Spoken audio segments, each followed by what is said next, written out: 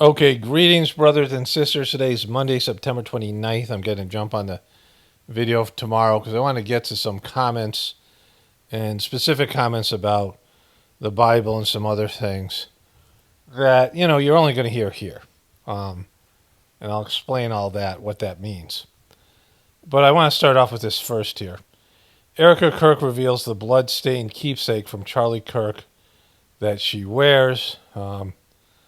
See where it is here. I think it's down here. There they are together, the family. It says here, in raw interview with the New York Times, Erika Kirk, why is she interviewing with the New York Times? Erika Kirk revealed she now wears the small St. Michael's icon that medics tore from Charlie's chest as they fought to save his life. The pendant, still marked with traces of his blood, serves as a painful reminder of the moment America lost one of its most polarizing voices. That's kind of shitting on him here with polarizing. But it's just fucking weird, right? There was a video that came out, one of these AI-generated video that said that the reason she wore those gaudy, really expensive rings was because she had some of his blood. She remade her wedding ring and included some of his blood, which, was weirder. Now it makes the pendant thing sound normal. But that's weird with the pendant, right? And the blood, like she's saying that how he's going to be in this December Fest thing. He'll be there in spirit, which you don't know he will be or not. And maybe you want to let the guy move on, right? But okay, that's, at least recognize that he has a soul and his soul could show up. His blood no longer matters, right? It's an immaturity to believe that the blood and the body have any importance now because his soul has left it. What makes something, what animates your body and makes somebody special is the essence of their soul and their subtle bodies and their creation. So, that's the first part. That's like, weird thing number one. Okay, so I have to remember to make this small enough, but we're at 9:02 in the video, and sometimes hopefully I'll do this, but if I don't, it says 9:02 at the bottom here. And you can look it up for yourself if you doubt me. Hopefully I make it small enough so you can see it, right? Usually I make the video, I make it bigger so the bottom toolbar isn't seen. And so as we go through this thing here, she's right here. That's her there, over here. And so there she goes, right there. She's right under 9:10. And right here it's 9:10 in the video. So one of my viewers noticed this, that I say 9:10 at the same time. I'm pointing at 9:10, and it's 9:10 in the video. And so, I don't plan anything like that. But to me, it's another way to show you that, it's not random. Like that's just the way it worked out. Like these are little small details of things that indicate a plan, which I'll get back to in a bit, right? So, I've made videos before. I made a 9/11 video, and I saw it was going to be around 9 minutes, 11 seconds. I used to make shorter videos. And I timed it so it would be 9/11. Like I edited it in such a way that it would be 9/11. Just because, I could. But that was the only time I did something like that. Usually I just don't care about, things like this. So I didn't plan this. In fact, I couldn't have planned it because I'm taking different clips, right, when I put the clips together. And I don't edit the clips. I take these clips and, I don't edit them out. Like I've done something where I used to have to watch all the clips through, and now I don't get a chance. I don't do that anymore. It was just too time consuming. And so I just put the clips together, not really paying too much attention to the time other than seeing if the video is getting too long, and maybe I won't, as I'm editing the thing, I'm editing it in real time. Some of the clips I edit in the beginning of the video, like I put them all together, and then I make more clips. And I'm like, well, sorry, too long. I'll skip some of these other things I was going to put in the video. But other than that, I don't pay attention to time. But what we're talking about here is, that's just not accidental, right? So I saw this picture. We'll scroll down here. We're deeply moved by the outpouring of love and support for the Kirk family and for our organization during this incredible, difficult time. We are especially grateful to those who have reached out asking how we can help. Below are all the ways you can support, donate, and get involved. They're really pitching for donations here. So here's some, their stuff from the event. This is Stephen Miller's horrific talk there. Remember this happy young lady who was all smiles. But this is a picture I saw. This showed up on my, in my Facebook feed. It has freedom with American flag, like the kid is pushing for freedom, and he's got a shirt, and from his mirror, he's throwing out a hat. So I don't know if Charlie's soul is appearing to people in mirrors or what they're doing here. Just weird, right? They just fucking weird over there. Like, this is weird shit. Maybe you guys will comment and say that, there's some meaning I'm not getting. But no matter what it is, it's a weird fucking picture. It's a weird idea. And so did Kennedy give a speech? I guess that, anyways. But then there's turning point here. When you open up the front page, they give you this bracelet. We are Charlie Kirk wristband. Give now. They're making over $100 million a year. So Candace Owens said this stuff, and they didn't dispute it, right? And so Charlie Kirk left a memo saying that he wanted an audit, like a Doge-style audit, because he didn't know where all the money was going. And he was kind of suspicious enough to have an audit. And that was on September 2nd. And Candace Owens read it. And they didn't dispute this at Turning Point. And 8 days later, he's dead. I mean, a week later, he's dead after demanding an audit. And they're not doing the audit now. And they're trying to get as much money as possible. They're rich. They have tons of money. Their movement sucks. It's a lie. His wife is a disaster. And they're still getting money from all these dopes. Choose your amount. It starts at 25 and goes up to 10,000. And so wearing is a statement you stand for America and for faith, family, and freedom, 666, and the vision Charlie gifted. And so that's pretty fucked, right? And so I guess there's all this other stuff here. There's another one of these things with this donation here. And every page there's more and more donation, more and more merch. In loving memory of our founders and CEO Charlie Kirk. Charlie Kirk sent me a t-shirt. Buy it here. And so they're only $35. So you get your Charlie Kirk tee going. There's all this faith, family matters, all this shit. They're merching out all over the fucking place, right? And so, it's a scam, right? These things are scams.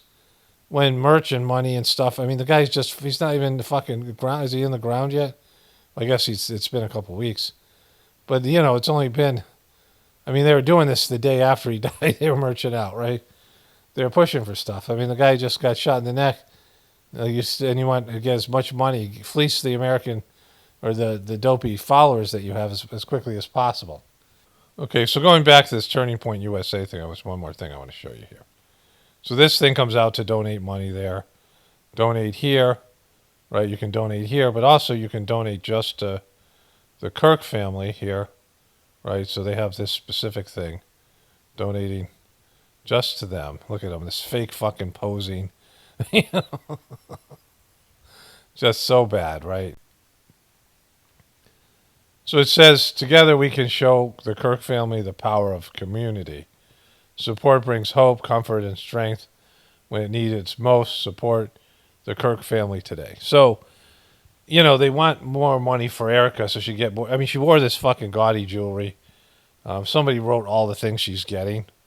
All the things that, not getting. She already was, half owner in all these things. The Charlie Kirk estate is worth a fortune. They've raised $2 million for her.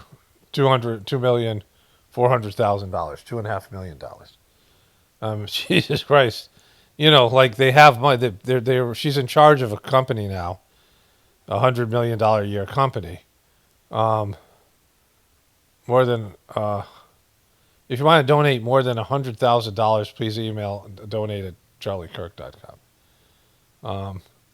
So these people, I mean, this is how much money they've given. It's fucking crazy, right? The grifting, right? The fucking... So if you think about all the single moms out there, I mean, there's, I just asked ChatGPT, 7.3 million single moms in America, right? Every one of them is probably worse off than Erika Kirk. Like, she is one of the, in terms of what she has going for her. And not just in terms of the monetary situation, but the support system. All these people, the Charlie Kirk fans. I mean, she's getting hugs from the president and weird hugs and all the stuff she's getting from the Vances, all the people that showed up for his free funeral, and all the people that work for this organization. She's the CEO of this big mega corporation. No matter how bad it falls, people are losing faith in it, which I'll show you in a moment with Candace Owens. I'm going to get into Netanyahu's speech, and I get into this whole thing with the Pharisee and Jesus and how Jesus would have been on the side of the Palestinians, all these things, right? Charlie was he was a pro-Israel person, not a pro-Jesus person. He's a pro-Old Testament person. So I covered that. I'm going to cover all this stuff. I get into a lot of these comments and things you're not going to hear in other places, certainly not from Christian, so-called Christian influencers and other people in their official, religions, because they won't tell you these things that Jesus would certainly agree with, right? But she got $2 million and $2.5 million just from this. They're getting other donations that she all the donations that go there have to do with her. This is her thing right now. This is not, this is a Kirk thing. They own the thing. They're in charge of this. She's in charge of the money, and they're getting a boatload of money. Anyways, let's go to the Candace Owens thing where, this is where people just don't have faith in Erika. People are losing their faith in Erika. So I did a long response, 45 minutes of stuff about describing why, I think I'm a more accurate source about spirituals and religious things. And I was going to put that after the last clip you saw, but since it's so long, I'm going to do the rest of these things here, whatever I cover here about Charlie Kirk and these other things. And then I'll put that voiceover, and then I might just conclude it. I have actually 4 or 5 more comments that are of a different nature to get to. We'll see how that goes tomorrow. But for tonight, it's still, I'm still on Monday. But I have a little extra time here. So I was waiting for this Candace Owens video. I know that she sucks and, that she's a part of it. And she, anybody who didn't call out Trump's bogus assassination attempt, I don't have any respect for, because it's obviously WWE. These are sellouts, people who, either they don't see it or more than likely they're compromised, and she's compromised. But the great thing about her in this thing is she's taken a giant shit on Turning Point. And it demonstrates the amount of people who were connected to Turning Point or like Charlie Kirk who are upset by this. And I'm going to show you some comments which indicate this thing. But first, she said this. So, I said this myself, right? Like, why is Turning Point not questioning the official story? Because the official story is coming apart all over the internet. And Turning Point and Trump and all these people are pushing the official story and want to just close the book on this thing. But the internet won't let it. And why is it so poorly handled? They've been doing this for a while.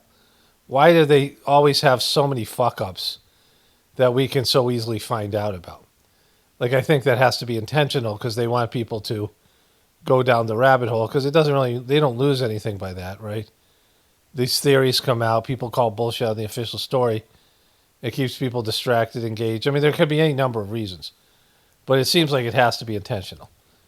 But she says the same thing here that I have been saying. Charlie Kirk made all the schmoozing that he did, presidents, right, department heads. I am the only person that is publicly demanding further investigation into his assassination. Why? It's totally rubbing me the wrong way. Something's not right here. Even Turning Point USA, they're just like, we've accepted. Like, obviously, there are holes in this narrative, and they're just like, we're going to just keep up his show. What is going on, actually? I just want to say that and get that off of my chest. I don't like it. It's rubbing me the wrong way. All right, guys, throwing it to some of our sponsors. I tell you all the time about pre-born. Okay, so that's, not really much of anything. She should call bullshit because she should have a stronger reaction to that horrific show with Erika Kirk and these three shills that were on there. Erika and the Three Shills. it's a new Christian rock band. Erika and the Grifters. Erika and the Three Grifters. So, that's whatever it is. That's she whiffed on this thing. I mean, she must be looking at what they're doing and the things that they're saying and be like, holy fuck. Like, there's no way to. I mean, she won't go after Erika. But so I was to find this, like, she was talking a bunch about Tyler, this kid and this, all this evidence she's finding out. And, that ship has kind of sailed. But, for her viewers or her, whatever. But the turning point thing, they're just doing it really badly. So I searched TPUSA and I found that comment under turning point because I wanted to cut to the chase. You can search through the transcript, but it also takes you to the comment section, right? So searching TPUSA, it came to this comment. The silence at TPUSA is unsettling to me. Erika is starting to seem suspicious. Trump and Erika and Trump as well. I don't know. Same. Same here. What about the wife? Very, and even more so from his wife. I mean, if they're just getting into it here with the wife, TPS USA is doing everything the legal way. Just wait until the case is over. Lawsuits will roll out. TPS USA is is a weird word to say. Yeah, because it's not actually a word. And so there's more. There's tons of responses here, right? And so there's that. And then here, someone has snake eyes. This thing here, the stuff's coming out, right? And these are, she's a TPS USA person, Candace. And I assume these are all donors and followers and all the rest of it. So they all have their theories, and they're not buying it. And the more TPS USA, the more turning point and Erika Kirk keep on saying these things, the worse it gets, right? There's something here. Starting, LOL, since she did that video with that performance of her fake crying, I knew she didn't give a crap about Charlie's dead. That Charlie's dead. Like she's taking it on most of these things are about Erika here, right? A good portion of them. You think? Like these things. So that was whatever it was, 100 and some odd comments. And so the next one here, it may not be that everyone at TPUSA was in on it. It may just be their pushovers, weaklings, and good little boys who do what they're told. I believe that they are allowing Candace to roll with it. Candace did say only two people could shut her down, Erika and the husband. I believe Erika is okay with what Candace is doing and the benefit TPS USA saying anything is counterproductive. It's just who cares about that stupid. Candace's silence on TPS USA, and especially the red flag that Erika Kirk is even more unsettling. Who can we trust? Not any of these motherfuckers, right? Respectfully, why Erika Kirk is not raising the hell and fighting to find out the real assassin? She gave TPS to the Zionists. So sus. And there's 31 replies to that, right? Like this is, I mean, there's just there's a general knowledge about all this kind of stuff. And so, Zion is odd and alarming. Candace, don't stop. It's shameful that Turning Point isn't backing you up. TPS USA is an embarrassment right now. It's like watching a race to see who can take over this stuff first and how much they can profit off his death, the martyr money. We all know why the rest of the media isn't on your side. People are afraid of being canceled. Now it's making you look like you're a crazy conspiracy theory even more. By design, my friend, you know that. But fortunately, a ton of us can see through the BS, and thank you for being the whole stuff is stupid. I know we all want Candace to address all the sketchy shit on Erika that others have been making videos on. I think the video Candace saying his friends and even TPUSA not speaking up, I think that was her way of including Erika since she's now CEO. I mean, who gives a shit about that? But the weird thing about this, Jenny lives for Jesus. The weird thing about this is that, they didn't have to do it this sloppy. I was talking to my wife about this. Like they pride themselves on reading people's emails. That they would say that they read all the emails they're sent. They're going to try to do that on air. That Charlie used to do that, and address all these things that people have concerns about.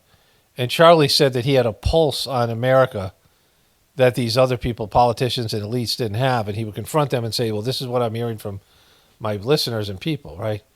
And like that bullshit thing he said, but like those guys give a shit, like the politicians and leaders. But they do take feedback from their base, and their base was starting to go south on Israel and calling Charlie out about it. So that's why he was doing all that stuff. And he was about to do an audit because there was a piece of paper that came out. Everyone's got this thing. Charlie wanted it this way. Oh, this is what Charlie wanted. They're all saying it, right? That little weird kid, that little freaky kid with the private jet, and the college kid going out there to these colleges, and Erika and her whole team.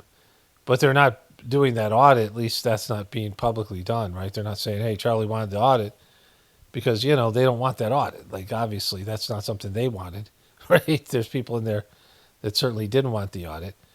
But in all that, like they've handled this so poorly. It's so sloppily done. I'd have to believe it's intentional, because nothing ever comes out of these things. I mean, I've been through these things one after another, these stories. All the theories fly around. People get really interested in it, and they know he gives a shit about it. Like, I'll post a video about this in 6 months, and no one will want to watch it. No one will care. Like, I'll do a follow-up video, and it'll be a dead issue. And so they know there's no real damage. There's nothing to really worry about here. Because it's just, it's a quick moving thing. People move on from it. But that organization is fucked because people don't like Erika. It's obvious. I would say half of the people that were Charlie fans are like, bummed by the way she's acting. Women are competitive, and she comes off in a way that women like just won't like. And certainly, men, I'm sure is annoying too, right? Like there's a clip out there. I know what every guy is thinking in the audience. How do I get a wife like Erika? I know that's what you're all thinking. Yeah, they're not thinking that, right? Well, maybe in his audience. But now, there's things that make you very unappealing, and she did all of them. Makes you unappealing to the opposite sex. I mean, any man with any sort of ability to be awake could see that she's a fucking nightmare. And remember, her last husband took a bullet in the throat, and she came out and started laughing and, doing the Irish jig and, like fucking dancing and all that stuff. So, I mean, who's to say, like, how much she's responsible for that? And the answer is you don't deserve it and I don't deserve it. It's by God's grace. That's the answer. It's by God's grace. Asked, like, how do you do it when Charlie's traveling and like all over the place? It's because we understand our biblical roles in our marriage. And, we got like 3 nannies, and we got that nanny money. He is the head of the household, and I am not a servant. I am not a slave to the master. I am his helpmate. I am the guardian of the home. That is my domain. And the enemy would love nothing more than that territory, because those... The enemy? Who's the enemy? Do you mean Satan? Like, who's the enemy? Like, 4 walls are not just a home. Those 4 walls are for when he comes home after battling and building. I mean, we're creating our child's childhood, which is so special, but it's one of those things where we understand our roles, and, we ask each other every single day. What do you think? They're going to kill me off and you're going to have to take over this thing? How can I be praying for you? Is there anything I can do for you to help make your day better? And I always want to know, like, what do you need in order to, when you get home, take your shoes off, like an easy, soft landing pad for each other. So it's just being a team and... Is that what you're calling it? and loving one another and knowing that you guys aren't against one another, but... And one day I'll be able to knock this motherfucker off and take over this thing. We're in the thick of it together. Yeah, and then being able to go back into the war after that. And I know what every The war he's fighting. It's such a war. guy is thinking in the audience. Okay, this guy. You know, ick. Like, she's just very off-putting. I agree with some of the stuff they said there.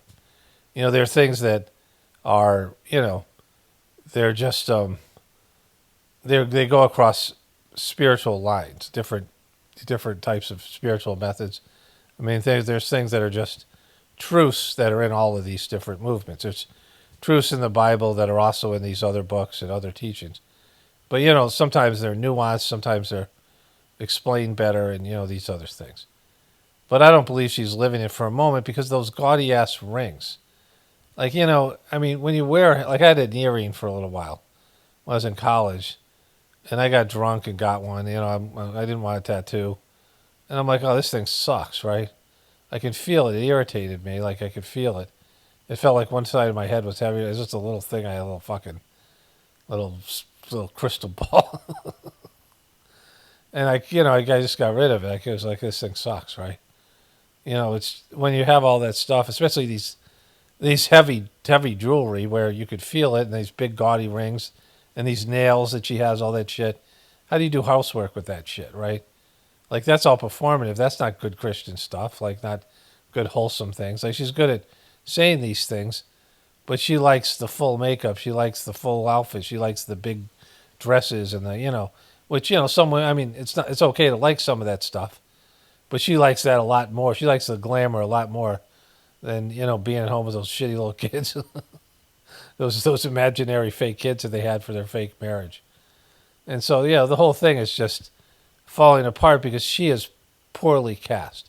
And I don't know whether they cast her this way on purpose, but she is unappealing. She is like, you know, like the Don Lemons she's the Kamala Harris of the Republican base. She's like a Hillary Clinton, you know, where people just don't like her. She's not likable, right? It doesn't matter how accurate the things she says are, the good things she says. She just doesn't come across as a likable, sincere person. And, you know, just because he was likable or he had an audience, that doesn't mean they're going to like her. And now that she's done her shit, like you can see from those comments, you can see from the view count of my videos, that so many people are like reacting to her in a negative way, and nobody's calling it out. Like nobody's like in the mainstream stories and media is just talking about how fucking weird she is and how much she was like not really grieving and, you know, all that other stuff. Okay, so it's Tuesday, August 30th. This video was mostly completed yesterday. I have to read more comments. The remaining comments from yesterday I want to get to, and then 3 more clips here. Unless something else happens, and then I'll add that as well. So, Netanyahu came to America, and this is, a lot of things are going on. Trump posted a video, which I'm not going to show today, I'll show tomorrow, is posting deep fake videos. They're posting, the people in control of Trump's social media accounts are posting deep fake videos, and it caused outrage in the liberal media, and they can't, and, you know, it's like totally like bullshit that he's doing that. It's kind of funny, but, you know, it's not cool, right? It's not presidential. That stuff used to make me happy when he did stuff that wasn't presidential, but now it's, you know, putting troops on the streets of Portland and doing all these things. But this guy shows up to America, right? And, well, here, let me just let him go here. But if Hamas rejects your plan, Mr. President, or if they supposedly accept it and then basically do everything to counter it, then Israel will finish the job by itself. Okay, so this is like just a bullshit thing that happened. So Netanyahu, who comes to America and signs a plan that will bring about a ceasefire and this stuff with Israel, right? And now they have to take it to the Hamas holes, who are an Israeli asset, and they have to sign it, and they're not going to sign it, or if they do sign it, they're not going to abide by it, or Israel's going to claim they don't abide by it. And so this is a bullshit thing. So it makes it look like Israel and America want peace. Now, but it's just and part of the deal is that Hamas has to be, you know, demilitarized. They have to give up all their weapons, which is, not going to happen because anyway, they're an Israeli asset. But if they were a real thing, they wouldn't do that. But Hamas isn't the Palestinian government or the Palestinian people, and so it's you can't negotiate with something that doesn't have a government, which the Gaza Strip doesn't have, right? And so this is a bullshit thing.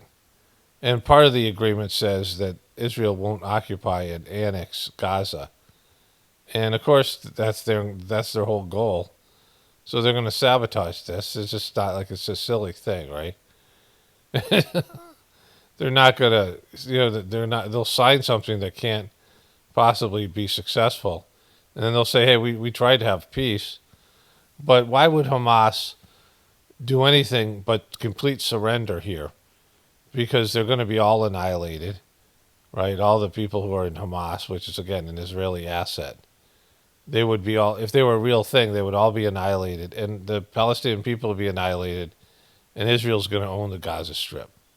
So wouldn't the Hamas find a way to do something to prevent that from happening? Israel's going to get everything it wanted, which is the Gaza Strip. More than any other part of Palestine, they want the Gaza Strip. It's it's a great place to have, right? They're already planning real estate development there. Trump and his thing. We'll show Trump's thing in a second. And so, it's just like the lies. And everybody who has half a brain knows that this is just a bullshit performative political theater. This can be done the easy way, or it can be done the hard way. But it will be done. We prefer the easy way, but it has to be done. All these goals must be achieved because we didn't fight this horrible fight, sacrifice the finest of our young men. And murder 50,000 Palestinian children or more, maybe even 200,000. Have Hamas stay in Gaza and threaten us again and again and again with these horrific massacres. Mr. President, I was encouraged by your clear statement at the UN against the recognition of a Palestinian state. That would be an outcome that, after October 7th, would reward terrorism, undermine security, and endanger Israel's very existence. Okay, so he also went on to say that Trump has been the greatest friend that Israel has ever had in the White House. Because Trump's such a piece of shit. Like he's a Netanyahu taint licker. Remember when he posted this thing here? This horrific thing. It's Gaza 2025. Well, what's next? Hey, look at it. It's a tropical paradise with these great buildings and it's an amazing place and hummus with dudes dancing with beards on and Trump and balloons of Trump and Trump dancing with a stripper and more hummus and statues of Trump and Trump Gaza and this Elon Musk and these two fat fucks sitting by a pool. You've lost me. This is so dystopic and creepy. And so he's often posted deepfake videos, and this is just one of them. Now he's getting pushback. But like Trump is running, he's a child, right? He's running this campaign like a senile child. From the desk of Charlie Kirk. So this was the letter Charlie Kirk wrote to Benjamin Netanyahu. And he's such a taint licker. I mean, this shows you what a piece of shit Charlie Kirk is. Dear Mr. Prime, this is the letter that Benjamin Netanyahu, Bebe, read the first two lines of, and Candace Owens wanted him to read the rest of it, which of course he wouldn't. And it showed what a taint licker Charlie Kirk was, how much he was owned by Israel. But also, it's not good for Israel. Dear Mr. Prime Minister, one of my greatest joys as a Christian is advocating for Israel, in forming alliances with Jews in the fight to protect Judeo-Christian civilization. Most recently, I'm proud to have taken over Ambassador Huckabee's show on TBN, where we continually support Israel and the Jewish people. As the Mohammedanism spreads in Western societies, it's critical that Jews and Christians stay united in an effort to contain and roll back radical Islam and Sharia law. I regret to report that the anti-Israel and anti-Semitic trends are at record levels on social media. These negative sentiments have flowed downstream into college campuses and even seep into the conservative MAGA community. My team and I have spent months analyzing those trends and debating the ideas that could help you and your country push back against these disturbing developments. Anti-Israel sentiment can undermine America's support for Israel. The purpose of this letter is to lay out our concerns and outline potential remedies. Everything written here is from a place of deep love for Israel and the Jewish people. Well, what a fucking piece. I think it's important to be brutally honest with those you love. In my opinion, Israel is losing the information war and needs a communications intervention. There's nothing they can do, right? It's bad. You've already lost this battle. America is turning on Israel, and from the youth. I started the stuff that's happened in Gaza is like Pizzagate for some people, or 9/11 for other people, or some of these other events. It's like always gonna bug this generation of college kids. I started to compose this letter to you on Easter. I should have focused on my family, but I was getting bombarded with messages about the Israeli army making it difficult for Christians to access church in Jerusalem on Easter. At the time, I did not see any official statements pushing back on this narrative. It was frustrating because pro-Israel surrogates like me should not be in charge of fact-checking every piece of anti-Israeli information that pours into social media. It just wasn't Easter. On recent campus tours, half the questions I get are about Israel, and they're all negative. I often spend my time on these campus tours defending Jews in Israel, which I'm proud to do, because I love Israel and love the Jewish faith. I spent endless hours with Dennis Prager over the years studying the Torah. Sometimes it feels like I'm defending Israel in the public more than your own government. My experience on the college campus matches a recent Harvard-Harris poll, which reported 40% of 18 to 24-year-old Americans support Hamas over Israel. Even in young MAGA circles, Israel is losing support. We were getting huge crowds of 4,000 to 5,000 students on some of my college tours. My campus visits are becoming like a rock concert atmosphere filled with conservative patriots. Yet on these campus visits, I'm constantly confronted with Israel is an apartheid state. Why does Israel conduct ethnic cleansing? Why is America subsidizing Israeli genocide against the Palestinian people? Is America helping to subsidize Israel's free health care? Israel and Jews are running the U.S. foreign policy. Israel and Jews are responsible for 9/11. Defending Israel is not in our U.S. national interest. Why is Israel trying to drag us into a war in the Middle East? Above are just a sample of the negative Israeli Jewish comments. All of them are true. Above are a sample of the negative Israeli Jewish comments and questions I'm confronted on college campuses. I'm accused of being a paid apologist for Israel when I defend her. However, if I don't defend Israel strongly enough, I'm accused of being anti-Semitic. I know you got a seven-front war by kvetching pales. My kvetching pales in comparison. Fucking what a tool. Charlie Kirk was a total piece of shit, right? But I'm trying to convey to you that Israel is losing support even in the conservative circles. This should be a 5-alarm fire. We're not going to be able to, the shekels that you're giving me are not enough for me to deal with all this stuff. I'm often asked, why is Israel killing so many innocent civilians in Gaza?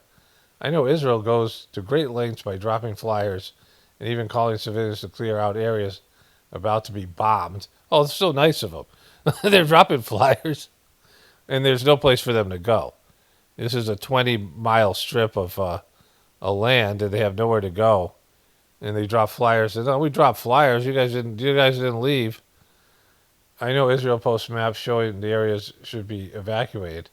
I know that Hamas uses civilians as shields, but he's a total piece of shit. This is all like fucking propaganda.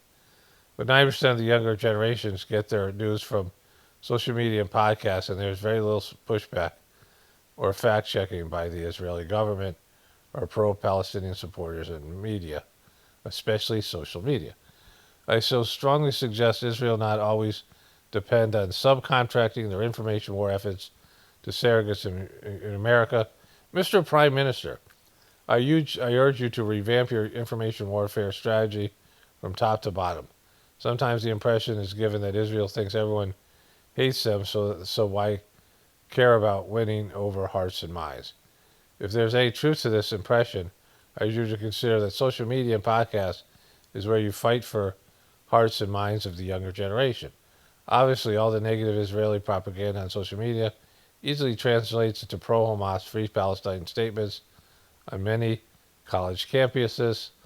Here are some of the unsolicited recommendations. Well, I'm not going to read all these things because he's just a piece of shit. Look at how long this fucking thing goes. But, the guy is a complete shill for Israel, or he was. I mean, just an absolute, piece of shit.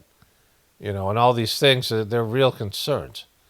I mean, they come from a place of truth because Israel fucking is abusing and committing a genocide, war crimes in Palestine, and they're trying to grab that land, and Charlie Kirk was completely okay with it. Just that Americans were getting pissed about it, and we're losing support for Israel, and that's the worst thing that ever happened, right? I mean, Israel's a parasite on America. Like, America's an evil empire, and we have our own issues, but, Israel is, a disaster on every level because of just all of it, like what it represents as a country and how much these people all taint-lick Israel. It's just disgusting. One of my jobs here, I don't know, not jobs, but one of the things that I do is expose a truth to Christianity about Christianity and this whole, all of it. Jesus' life and what's important and what's not.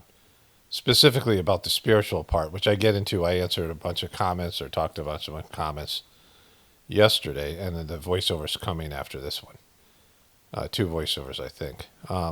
Responding to this letter with Charlie and all these other people, all these people out there, even if they're somewhat against Israel, whatever, and they're pro-Jesus, claiming to be Christians, which is not like a real thing anymore, right? Because being a Christian doesn't mean with Christ.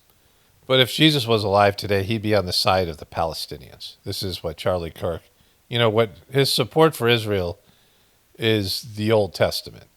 The Old Testament is a pro-Israeli book, it's basically the Jewish Bible.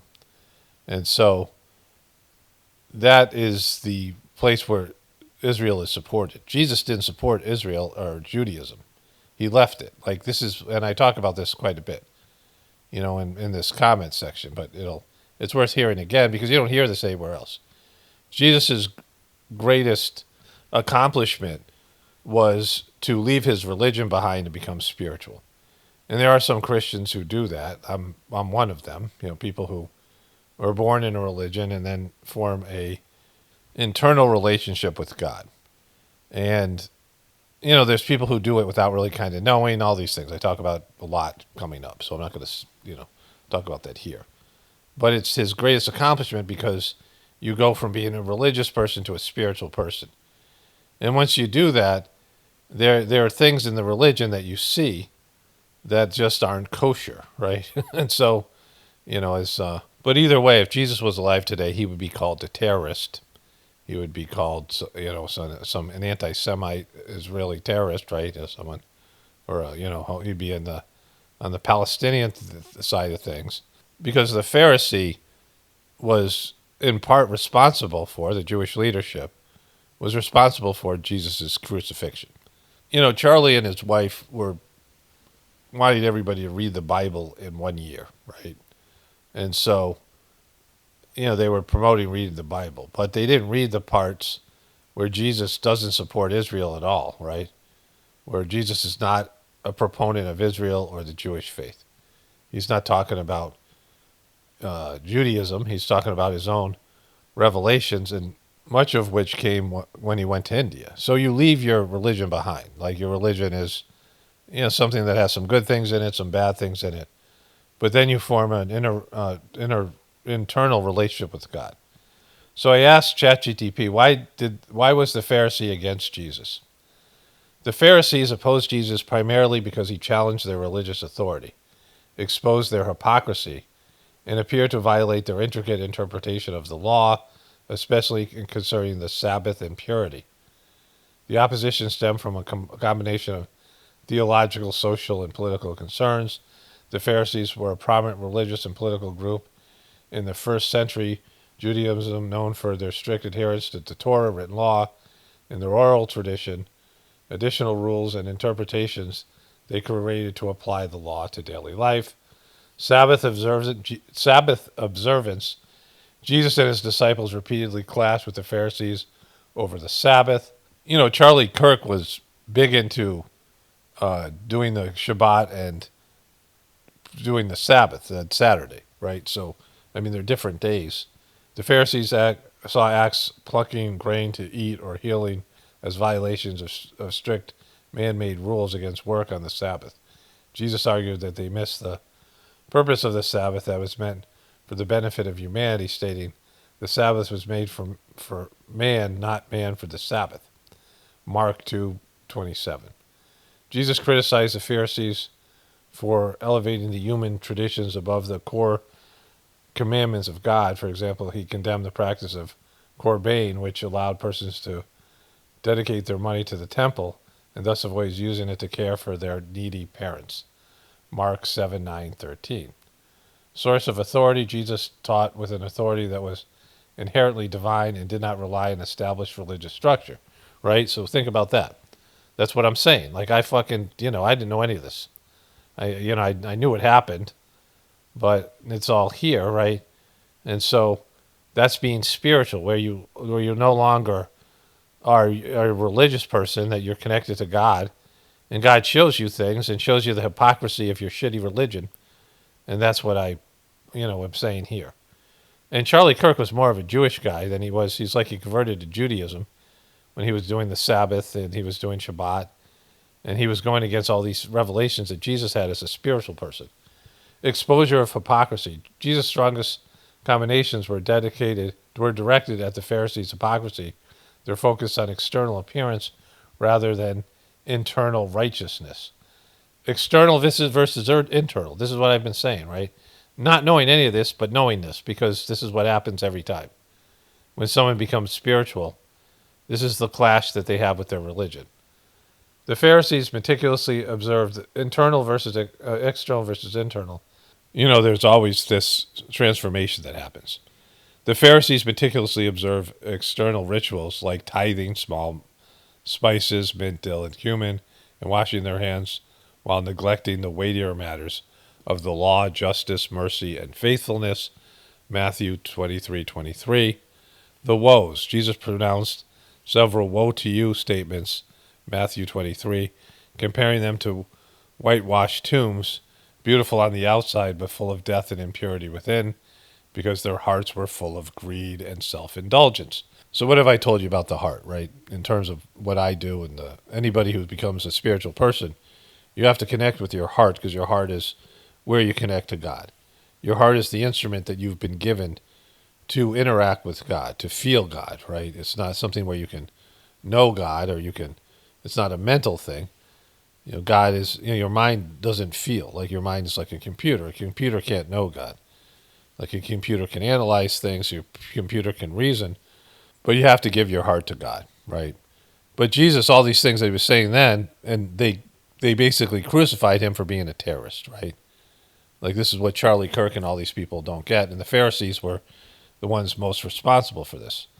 There's more of a problem with the Pharisees than a Roman, and this is the part I'm talking about Jesus being So in this comment voiceover where I'm talking about the comments to the people, a lot of people were upset with me saying Jesus was more social than he was spiritual. He was a social reformer.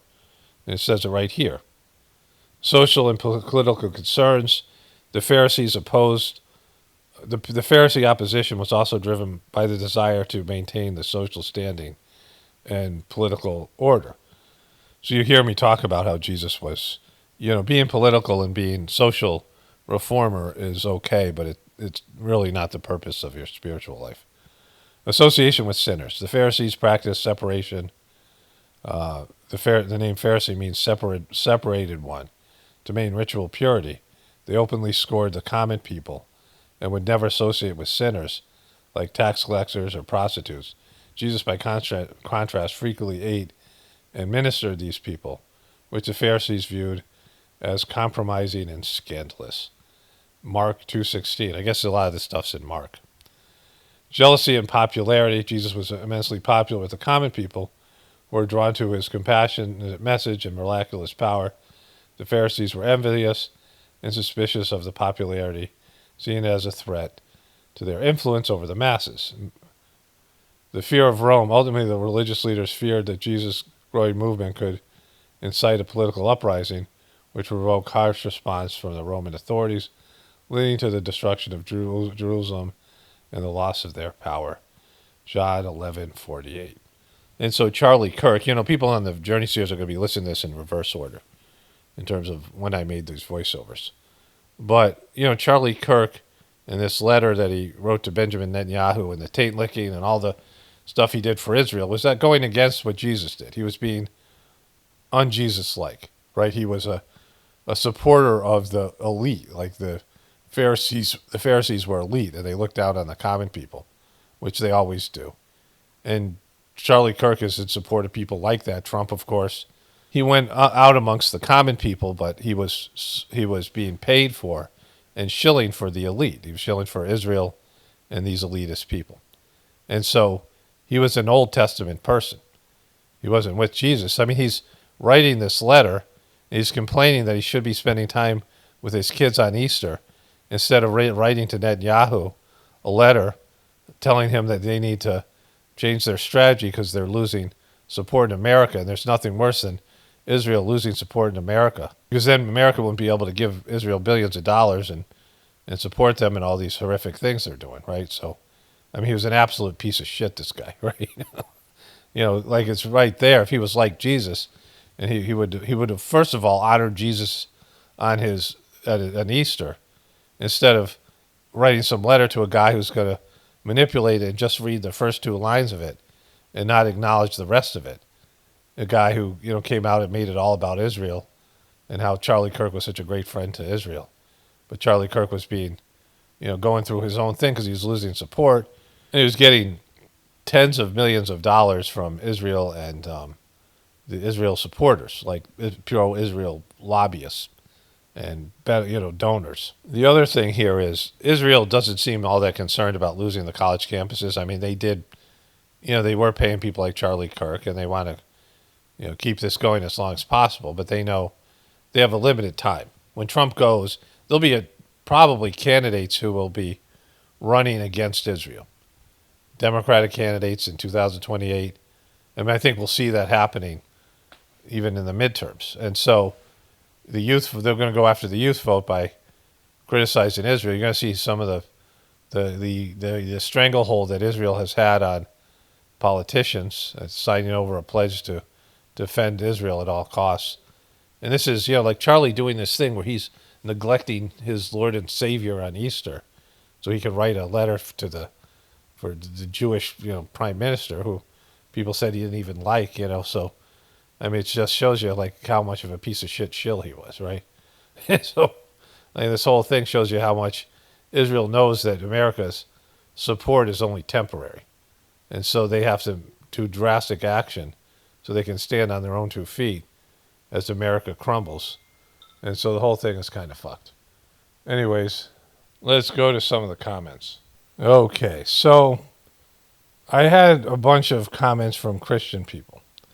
And if you're set in your Christian faith, you should either take what I'm saying with a grain of salt or turn off my channel. Like, I'm not trying to convert people. Like, I want to make that clear. I'm not trying to convert people to do the meditation that I do.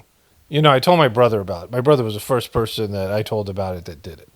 My brother said he was worried about me joining a cult. And, there's this divine transmission that's given. You meditate, and there's a transmission that comes from these preceptors, this divine energy, God's love, and cleaning that happens. And I had these unbelievable experiences. You get these 3 introductory sittings, everything's always free. And you meditate for a half hour, and I had these, transformative, transcendent type of experiences. And it hooked me into the system. And I realized how lucky I am, because if I didn't have those experiences, I probably wouldn't have done it. Because it wasn't really into the other stuff. It was the experience of the transmission that won me over, right? The system and its method. There's a method, and the method won me over. And then all the other stuff that I learned later on, all the stuff I know about spirituality, I was won over by the energy and by the experience. The experience validated this as something that was helpful to me and was something that I needed to do. And I've been grateful for that, because not everybody very few people have those experiences right away, right? But my brother didn't feel shit, right? So my brother's 17 years older than me. He's a lot harder, maybe in terms of less sensitive, less evolved. I don't know what it was. And, he didn't feel anything. He felt less than almost everybody. Like, he felt absolutely nothing in terms of the meditation. And I saw him meditating. He was in India when I was there. I was hanging out with this guy who's about my age. And we walked by my brother, or he walked by my brother, and my brother was doing, a part of the meditation, which was a cleaning. And my brother had this strained look on his face. I mean, I kind of even said something to him, because I'm like, he looked like he was, like concentrating on something, like he was, like he was, trying to push something, like he just very stressful. Like, wasn't, it was a physical thing. And I could realize that maybe he just didn't have it in him to feel anything.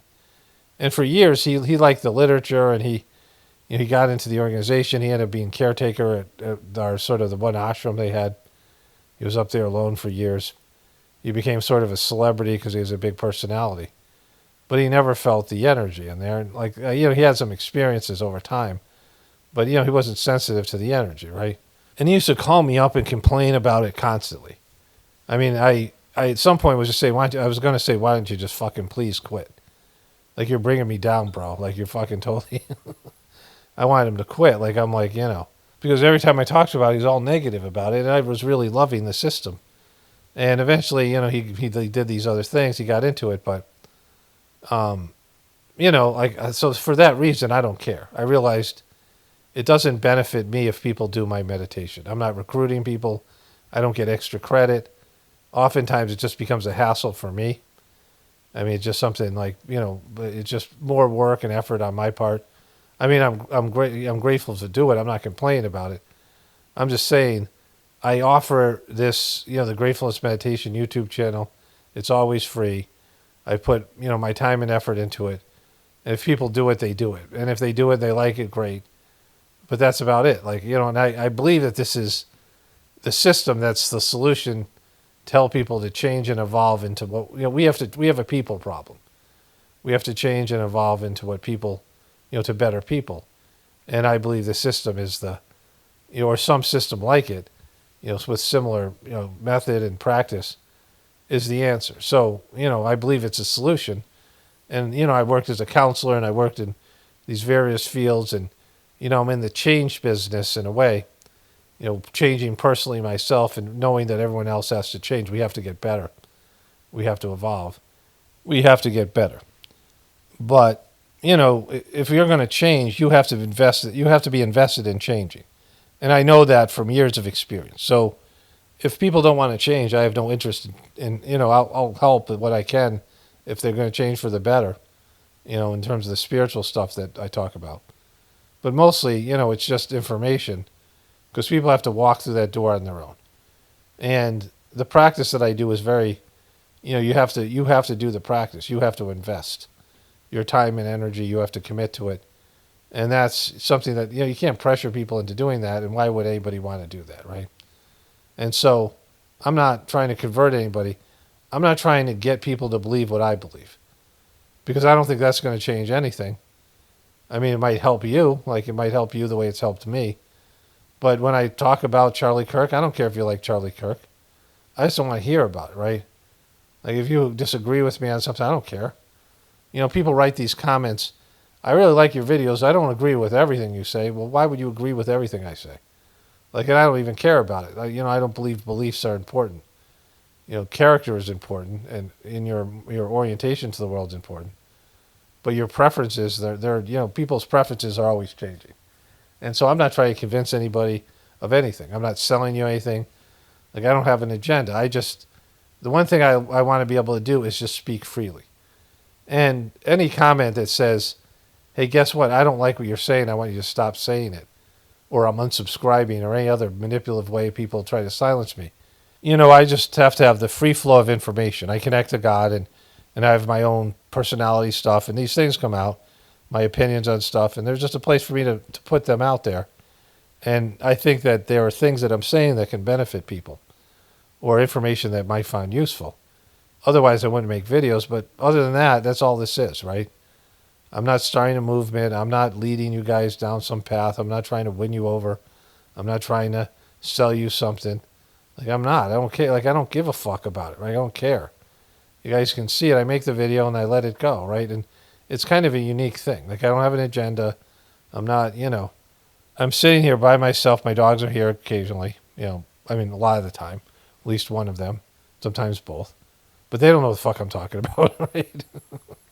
When I talk to my dogs, I talk to them differently than I talk to other people. And, if I had to keep all of you people in mind, all you people listening to this, and all your various beliefs and all your different demographics and your age groups, people have people have different ways of communicating and just an orientation towards life. When I used to go to ashram in India, Chennai, India, there were people from all over the world. There was European people, Canadian people, and then there were people, of course, from India there. And I met somebody from the little island of Madagascar and these other places, across the world. All these people from Kazakhstan and Kakistan and, all these places. Of course, the Ukraine and Russia and all those other countries in there. People from different places in Asia, China, and Vietnam. People, of course, from Australia and these other places. Countries, Romania, one of my, there's a nice lady from Romania. She does yoga that my family and I like, talking to. And what I realized is sometimes just being an American and being, and I can be kind of an asshole too on top of it, but being an obnoxious American and people having prejudice against them, like European people and other people. I hung up with this Russian girl and I was constantly pissing her off and offending her. Just being who I was as an American was offensive to people, right? And maybe some of it was personal prejudice, but also people don't understand the way that we think and the way that we do things here in America. And people in the South don't understand the people in the North and all these different demographics. We have a communication problem and just the way that we see the world, the lens in which we see the world, and women and men and, age differences. The kids growing up today have a completely different perception and orientation to the world and goals and things than we have, right? People who grew up without the internet. And each generation, the millennials have a much different perception than Generation Z or these other generations. And when you get to Generation Z, doesn't that sound like we're fucked, right? What comes after Generation Z? And so when I would talk to people, well, first of all, the language we use, they say that, 1/3 of the population in India speaks English. But, they didn't understand me at all. Just because we know some words, like we share some of the words, Indian people did not understand my language and the way I express myself.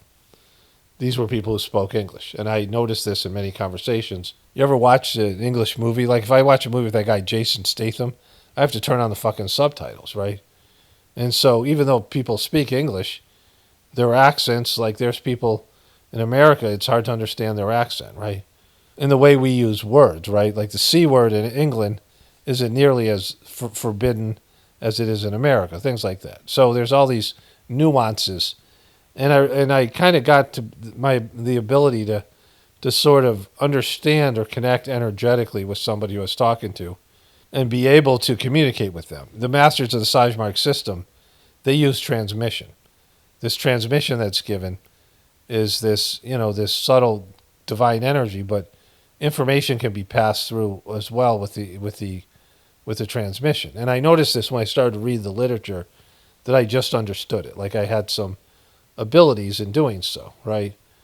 I had some spiritual past lives, and like I just knew things. And the preceptor I went to was kind of impressed that I had only been doing the system for a couple of months, and I was already making profound realizations, and I was just getting it. Like I just understood it. I was good at it. Like I had a talent for it. And he said more people now were coming in, and he was a boomer hippie that went to India in the 70s, and it took him a long time and other people a long time to really understand the teachings, and they rebelled against them because they were hippies, and they were anti-organization and anti these things, and they didn't like some of the teachings and some of the things. Where I just I ate it up. I loved it. I understood it because I knew that the transmission that I received, that the books that I was reading was already inside of me, like I already had the programs downloaded, right? And so these are all things that make my specific content here a little bit different, right? Even from people who do the meditation that I do. But I'm saying all this is because when I'm talking here by myself and I don't have other people in the room, I don't have to change the way I speak for the specific audience and people that I'm speaking to. I don't have to consider their beliefs or demographics. I can just say what I believe the truth is in an unvarnished way without, I'm not selling anything. There's no agenda on my part. And you can accept it or not, right? And I can just get into a good meditative state and let the information flow. And so because of that, there's a unique perspective, and also the left-right paradigm. I'll come back to that. Let me read one of the comments here. Let me read all of these Christian comments. Here's the first one. So the person writes this: 1:01:58, in the video, 1 hour and 1 second. It was 1 hour, 1 minute, and 58 seconds. Jesus, the social reformer, is the Jesus of liberation theology, not the Jesus of the Bible. So my perspective does not come from I don't even know what the liberation theology is, right? Like people always have to put it into these boxes. And some of this I learned from Master Charlie, and I'm going to talk about this. Let me see if I can find the Gandhi quote here too, because that's part of it. Okay, so I found the comment. We've got a lot of funny comments. I'll put those at the end of the video. Pockets, bro. So I couldn't let the Gandhi thing pass. Yeah, you could. Two people said the same thing. In fact, you should, because this is not a feedback channel. This isn't I'm looking to your critique or criticism. I make it clear. It's an auto ban. Like, you can have your opinion, I just don't want to hear it. If it has to do with me, right? Like, if you did say this, Pockets, bro, so I couldn't let this Gandhi thing pass. I'm an Indian guy from India, and I truly believe Gandhi was a Western agency's plant for an exit plan. The only time West celebrates and puts statues of a person is when he really hasn't been that much of a pain in the where. And so, I know Gandhi isn't all that popular, even though there's a Mahatma Gandhi highway or road in almost every city. He's sort of celebrated in different ways, but he was kind of a little bit controversial there. But the reason that I said this thing about Jesus and Gandhi being social reformers is because Master Charlie, the third master of the system, said this, right? And he was just, brilliant at all this kind of stuff. A lot of what I learned came from his teachings and talks and my interactions with him and just being around him, right? And so there was these people that I wasn't conscious of this before he talked about it. But then I saw it. Like I'm a dyslexic person, and I could see it. There was this guy, Tuktaji, who the current master of the Sajmark system, the heartfulness system, who's become corrupted, he tried to convert all these people over to heartfulness, and it failed epically. But there was this guy named Tuktaji, and he lived near a bunch of poor farmers who were getting the shaft. You know, they had a lot of issues with Monsanto. These farmers were being abused, and they were working really hard, and they were losing their land or whatever it was. They were being mistreated. And he was a spiritual person, but also he was working politically. You know, people who also work politically and socially to change things, right? A truly spiritual person, oftentimes nobody ever knows about them because they do their spiritual work and they go. They're higher developed saints and souls that have benefited humanity, and nobody ever heard of them, right? They're just doing it in anonymity because they don't want public recognition. And so the ones who come out and do things and take a political stance like Jesus and Gandhi did, Gandhi it was a lawyer, and Jesus was, more of a politician and a social reformer than he was a spiritual person. Jesus was trying to change things, and he was ruffling feathers. This guy Tuktaji was another guy that did that, but there's all these people.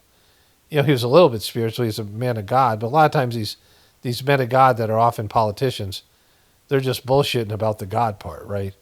And I'm not saying Jesus was doing that, but a lot of them do that, right? So, the ones that are part social reformer, part political, but also part godly, they don't do as well because they haven't learned yet, which is something that I know, that politics and social reform don't work. I mean, they might suffer some people's pain for a little bit, but we know corruption and greed and malevolence and sociopathic behavior rules the day. And you can't combat that with political and social reform because the people that have the money, they did a study, and I don't even need to say the study, but the study said whatever political issue, whichever side had the most money would win. If there was some controversial political issue, wherever the money was, they would win their side would win the political issue.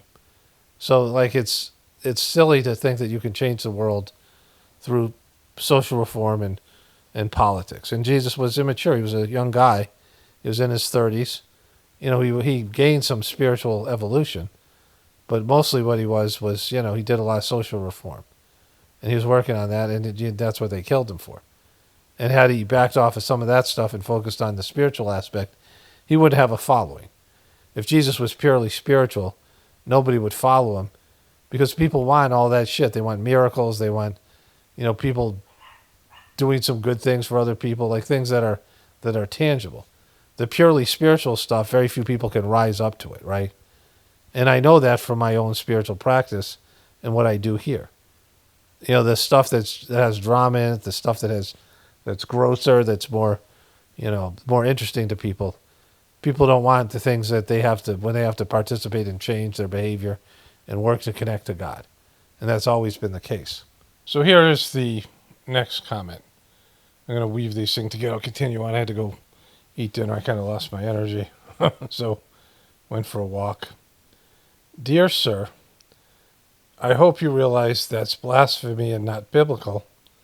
I mean, this is Erika, why Erika Kirk, TPSU, pushing an official story of the Charlie's death. I mean you know disrespect. I mean you know disrespect. But the Holy Scriptures say nothing of the sort. Jesus came to earth a reason to seek and save the lost. Luke 19:10. Luke 19:10. To seek and save the lost. Luke 19:10. You need to repent, sir. That's what you said is the Gnostic gospel is very Masonic. You very much attended me. You very much offended me, I think they said, but they said attended me. I will pray for you and your family. May Jesus is holy, my God righteous, my God forgive you, Amy. So I don't even know what the fuck you're talking about, Amy. I mean, what are you talking about? Because you didn't say what I said. You didn't even say where in the video it is. But here's the thing. I'm not trying to win you over. I'm not, pumping my channel out there on Christian. I'm not going to Christian channels and arguing with them and trying to tell them I know more than them, any of these things, right? This is my understanding of Jesus's life. And the one thing that I've done, I wish I had said this in the beginning, there was a whole point here, that most of all of you, especially the Christian people, haven't done. Let me put this another way, right? So these are Sajmark teachings. And you won't hear this in any Christian type of situation unless people are going outside of the constraints of the bandwidth, right? And so this is why I've said the Old Testament shouldn't be a part of the New Testament. And so there is this thing that happens. It didn't happen just for Jesus. It didn't happen, for just Christian people. In fact, it's much more available in India and in Hindu type of in the Hindu religion. It's also available in Sufism for Muslim people, and I'm not sure in what regions, right, what area. But when you are born in a religion and you get religious training, you are told that God is external to you and that the religion is key for you, the religious practices that they prescribe, but more your donations and your support of that religion are imperative for you to get something, like go to heaven in the case of Christianity and not go to hell. There's two things, right? Avoiding hell and going to heaven. And so you have this idea that God is external to you and that you can only know God through the religious pursuits, accepting Jesus as your Lord and Savior in terms of what the religion, in the way that the religion presents it, right? And what Jesus did, and what many other people have done, and I have done, is graduate to the next level where you now have an internal relationship with Jesus. And there have been some great Christian saints who have done this in the Christian religion. And the difficulty of it is that the Christian religion is fully against it. And so when people do this and they form a internal relationship with God, they are going to get information directly from God. And it's going to go against a lot of the bullshit that the religion is teaching, whether it's Christian bullshit or Muslim bullshit or Hindu bullshit or any number of these religions, right? And the religion doesn't like that. So they put these constraints on the religion and they make it about a book, right? The Holy Scriptures. There's another comment like this, so I'll continue with that part of it, the Holy Scriptures with that. But this thing that I'm saying, you're not going to hear from your pastor, or unless they're going outside the constraints of the limitations of what you can talk about and the teachings. But the stuff you get here comes from that place, right?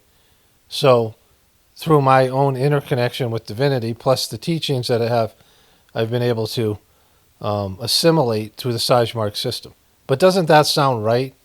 Jesus was born a Jewish person. He was born a Jew. But then he became something else. He formed a relationship with the divinity within him, and he left his religion behind. He graduated from kindergarten, and he went to another level. And it's a whole other plane of existence. And so this is something for people to think about, right? The difference between religion and spirituality is religion, the God is external to you, and spirituality, God is inside of you. Now, many people flirt with this kind of thing, and they don't know what to call it because they're not bringing it out in their consciousness. Maybe they've left the church, maybe they're still in the church, but they have these moments, right? So 2 days ago, I made a voiceover, I think it was 2 days ago, that was going to be included in, I believe, yesterday's video. It's either yesterday or 2 days ago. And, I also saved it in, the name of the file was 218F, I think 218F, right? And that was going to go in the Journey series. And so it's the 218th edition of the Journey series. And then the next day, I made another voiceover that was 218G, right? And when I went to complete the video, I wanted the F to go first. I'm sorry, I wanted to go second because I said the ending, it was supposed to go in the end of the video. And so I made the rest of the video the next day, and I was supposed to put the one that said F first, but because they were in alphabetical order, and I was tired and I didn't think it through, I put the F first, and I didn't put it where it was supposed to go. And I didn't realize it. It didn't come to my consciousness. And I didn't listen to it because sometimes I check to make sure it's the right voiceover. You guys have seen I've made mistakes. Sometimes I put 2 voiceovers in, like in a Journey series, I put them in twice, or I saved it twice or something like that. So when I put it together, I've made mistakes like that. And I was walking around the pasture, and it came to me that I should check that last voiceover. That I didn't check it out, and just, usually I check the end to make sure, there's nothing I have to edit off the end of it. Like sometimes I'll put the microphone down before I hit stop, and it'll make a lot of noise or whatever. And so I said, all right, let me just check that one out. I usually would check it out, but I, was kind of tired and in a hurry to get the video done. And then I realized my mistake. And so if people would have listened to the video, it would have heard me say the ending, the whole thing about, and be grateful. It would have, and people would have thought there was nothing after it. And there's a whole nother voiceover, right? Because they weren't supposed to go in that order. But something inside me spoke to me and said, check that out, go check it out. And it happens to me all the time. And I'm kind of careless, and I'm like a bull in the fucking china shop.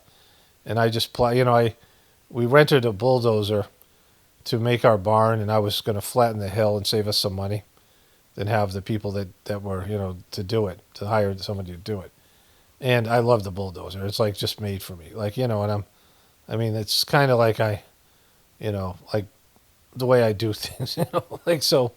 But because I do things that way, and I do things fast, I make careless mistakes, and, I'm not sometimes mindful or thoughtful.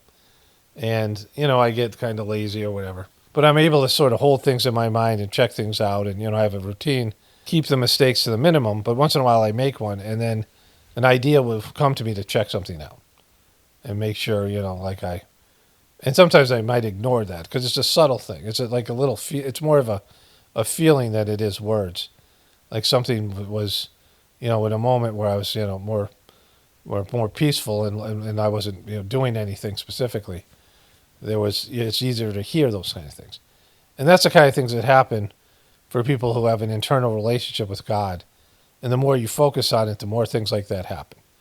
I've known that over my time doing this kind of meditation that's happened, right? And so because of that, I have an experience that most people don't have. The willful participation, bringing the divinity that's within me, into my decision-making aspect, or just the lens in which I see the world and these things. And so it's reflective in the content that I provide, right? And so because of the Sajmark system, I know that. But you're not going to hear that in the Bible. You're not going to hear how Jesus went from being a religious person to a spiritual person. Because they don't want you to know that, right? Because they want you to be a religious person. They don't want you to emulate what Jesus did. And so they withhold those teachings. And so the book is fatally flawed in numerous ways, but it's a book of control. And saying that we're the only ones with the official, the ability to connect to God, right? Back in the days of Catholicism, and maybe Christianity in terms of Protestant sects of religious things were starting to happen. That guy Martin Luther, he wanted each person to own a Bible because only the priests and the clergy could read the Bible. Normal people couldn't read it, average people. So, there's this aspect to it, right? And so you're not going to hear these things from people outside your religion. But what if Jesus wants you to hear those things, right?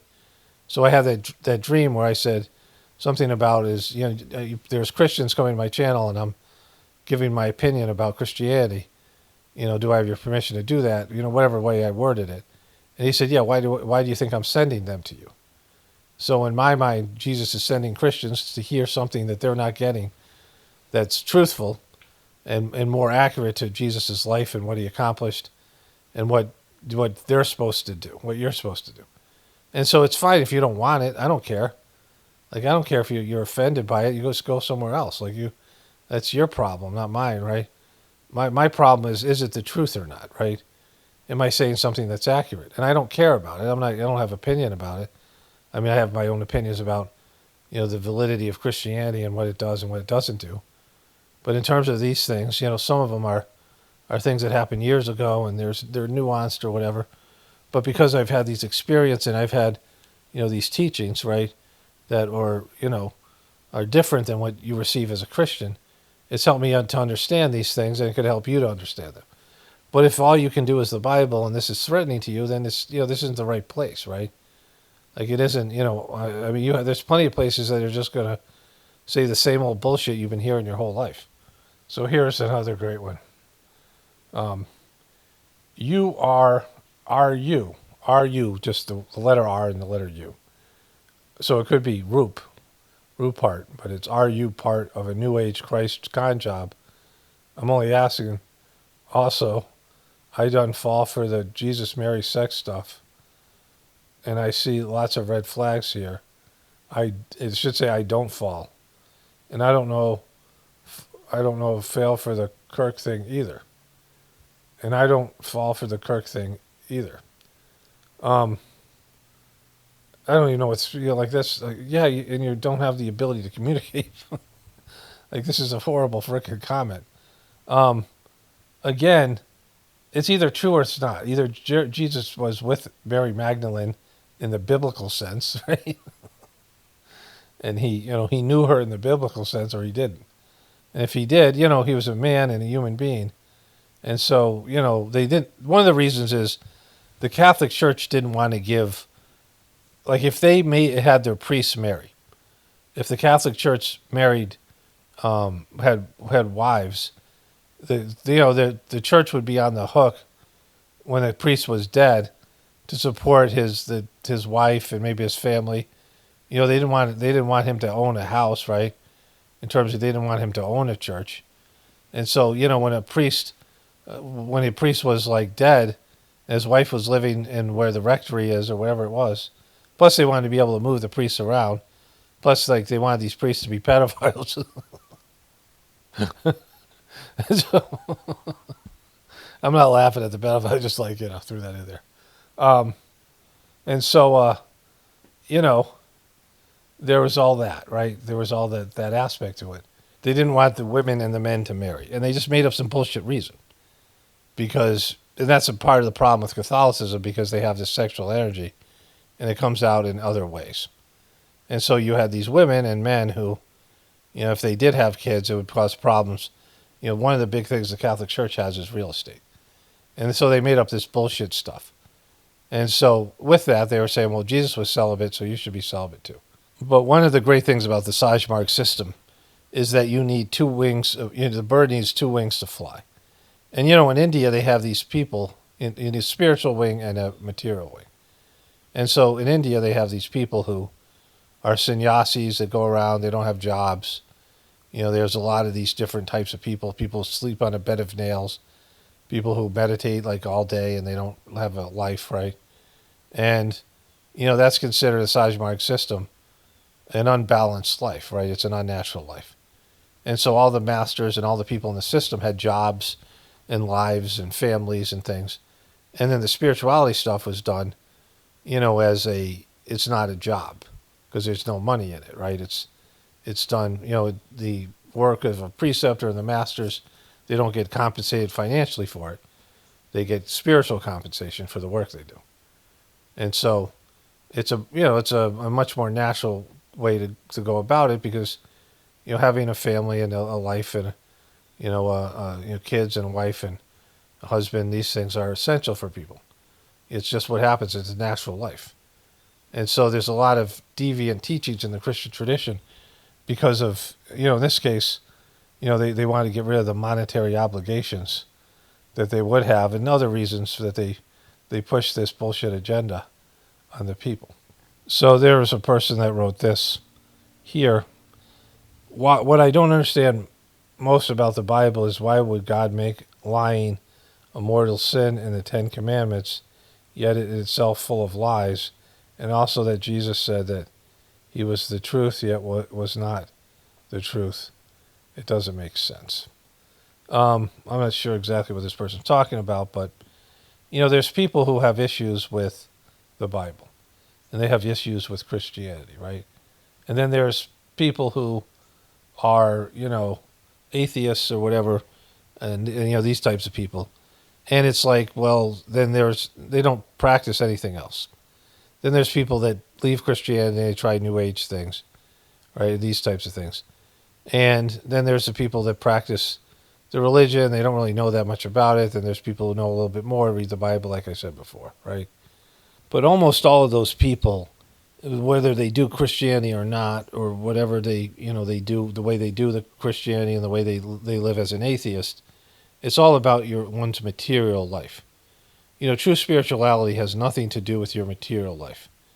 Like when you're trying to convince people to do your religion, what do you promise them? Like so you promise them something in the afterlife, like heaven and things like this, but also, this idea of a better life and how being a part of this organization is better, and how having a community and all the things that it will do for you, right? These kind of things. So most people practice religion to somehow help them with their material burden, their aches and pains, their fears. They pray to God for their, when their kids are acting up, or, it's just to dump their problems, solve problems on the material level. And so the book is structured in that way to hold people on a material level. Also, there's peer pressure and family pressure and things to stay with their religion, right? And so all of these things don't exist here. Like there's no, there's benefit to the Sajmark meditation, less stress, there's health benefits, things like that. And you can talk to people about it, but I don't care. I don't, it doesn't, it's maybe help people or whatever based on how well they do the practice. And, meditation done on the heart the right way with the transmission cleaning can also, get rid of some scaras and things that cause health issues and other things. But that's not the real reason to do it. The real reason to do a spiritual practice is to connect to God. And once you connect to God, your life is completely different, because there's a spiritual component where you have to make decisions that your ego isn't going to want to make. And this is why these religions are so bullshit. The Bible has a lot of bullshit in it, because they don't want to tell you that, because it's a total fucking deal breaker. Right? So people, when they hear that they have to make decisions that they don't want to make, they have to make sacrifices of their, some of their desires, some of their choices. They have to give up things in order to follow their spiritual path and connect with the divinity within them. And then when they go to do things that are wrong for them, there'll be this unpleasant feeling that'll kind of wreck the thing that they're doing, right? Like whatever, if you're gambling or you're drinking or you're doing these things and they're wrong, and you're held accountable for them, because now you have a relationship with God. If you're just ignorant and you go to some church and you don't really think about things, and, and Jesus is going to forgive you of your sins, sure, like you get off the hook, right? At least mentally and psychologically. But if you become a spiritual person, you have a relationship with God, and God shows you, hey, you're making this mistake, and the more you make it, the more it's like embarrassing. The more you're just like, you feel like a piece of shit because you know better, right? Being a spiritual person is being awake, and being a religious person is going to sleep. Okay, I think there's one last one here. There may be two. I just have to correct one thing. No, you don't. It's the same thing as that Indian guy, right? I just have to correct one thing. Jesus Christ was a deity. He was 100% holy. He was 100% perfection in human form. He did not have sex with Mary Magdalene. That is unequivocally untrue. Unless your reliable sources are scriptures, which is authoritative by the Spirit of God, which is authoritative by the Spirit of God, and that is nowhere in the scripture. Please don't say that. With love and respect, I enjoy your content, but that comment floored me. She was really upset with the idea of Jesus banging Mary Magdalene, right? I think a lot of us probably feel better about it because, it makes him have more of a natural life and humanizes him. See, like going back to what I was saying earlier, it's either true or it isn't, right? Either he was with her or he wasn't. But the stuff she's saying here, he was 100% holy and was 100% perfection in human form. You can see the mistakes in there. Father, why hast thou forsaken me? Well, that was a moment of weakness because he's complaining and, he's being tortured and all that shit that's happening. He had instances like turning over the money tables and things like that, which is understandable, but that isn't 100% holy. There's things that he had all along, mistakes he made, showing off with miracles that were unnecessary, going against the will of God, just because he had the ability to do it. There's things in here that, if I could comb through the Bible, I could find out more. But he wasn't 100% holy because nobody is. Because the human factor, you have a human being, you're a human being and you have an ego.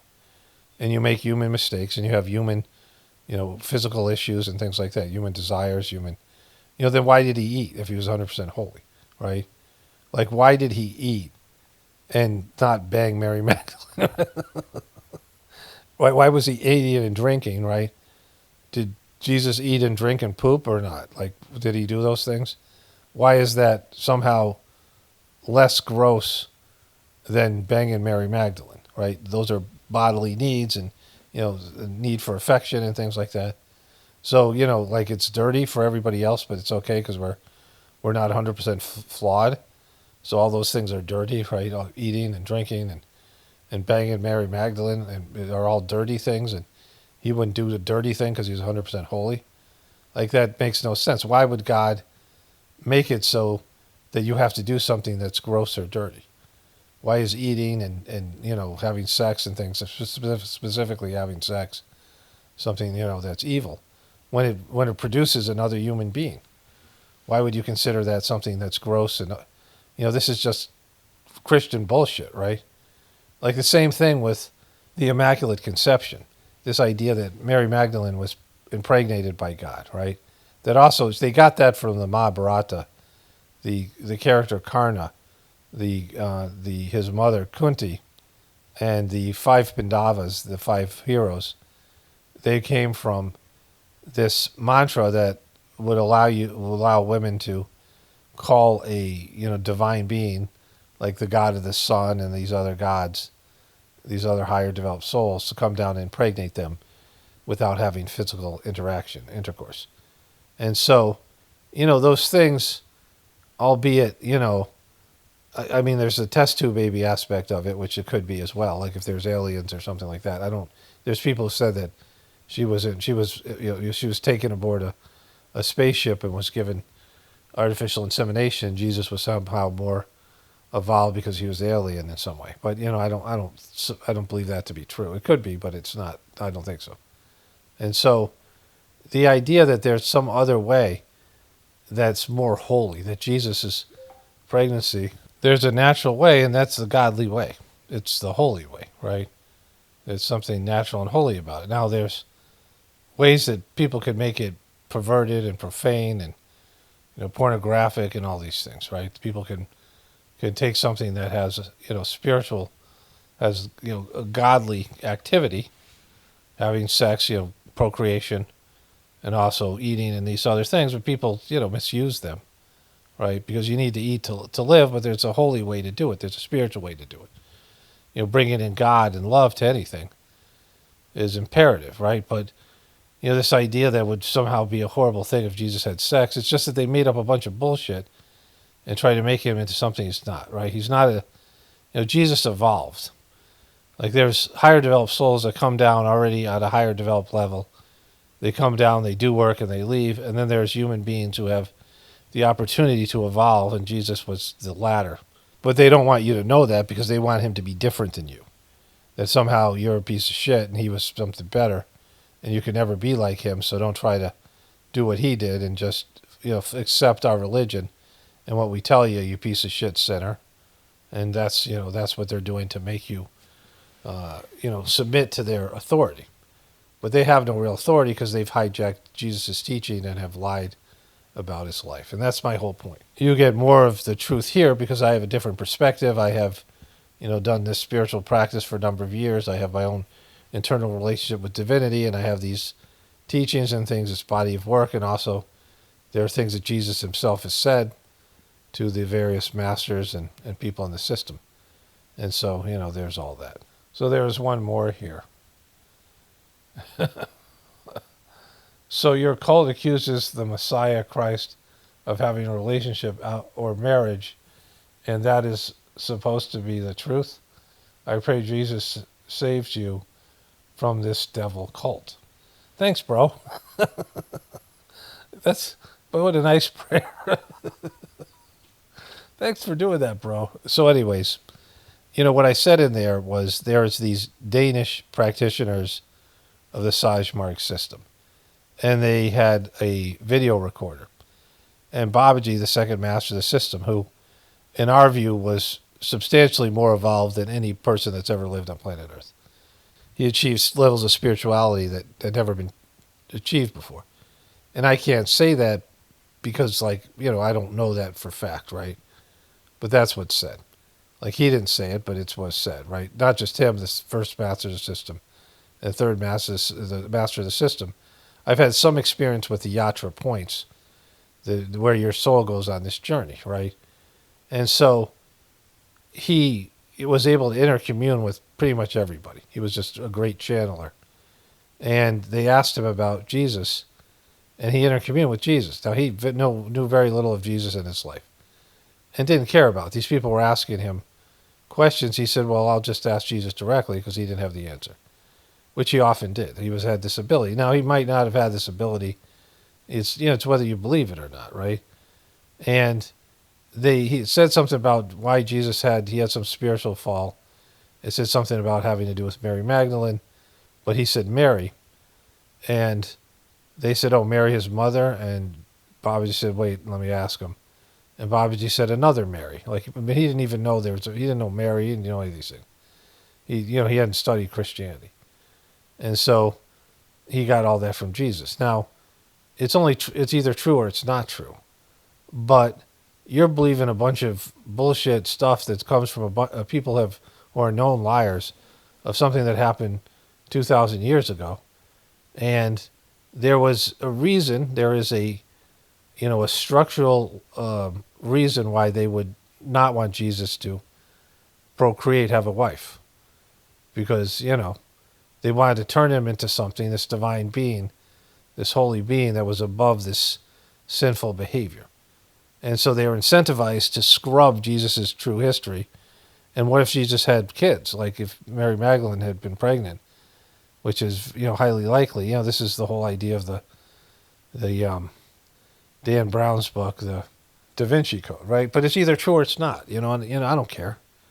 But you do. Why is that? Because, all the shit that you've been told might be a lie, right? So this is the same problem that people have, right? You buy the official story of your religion, but you question the government, you question everything else, right? Your religion is a power structure that's done horrible things. I mean, there's been horrible things done by each of these religions throughout history, and there's been, perversions and just bad shit, right? That would show that the religion has been compromised. And it's something that I'm living through in terms of my, the spiritual organization I belong to. The guy, the fourth master, just turned out to be a piece of shit, right? And so this guy's saying, I hope you leave your cult, but I'm not, again, it's not a cult compared to what your thing is. But this guy made it into a cult, and I did leave because I could recognize he was a piece of shit because I can think for myself. And, I wasn't just going to go along with it because, it was really bumming. It was really a bummer for me.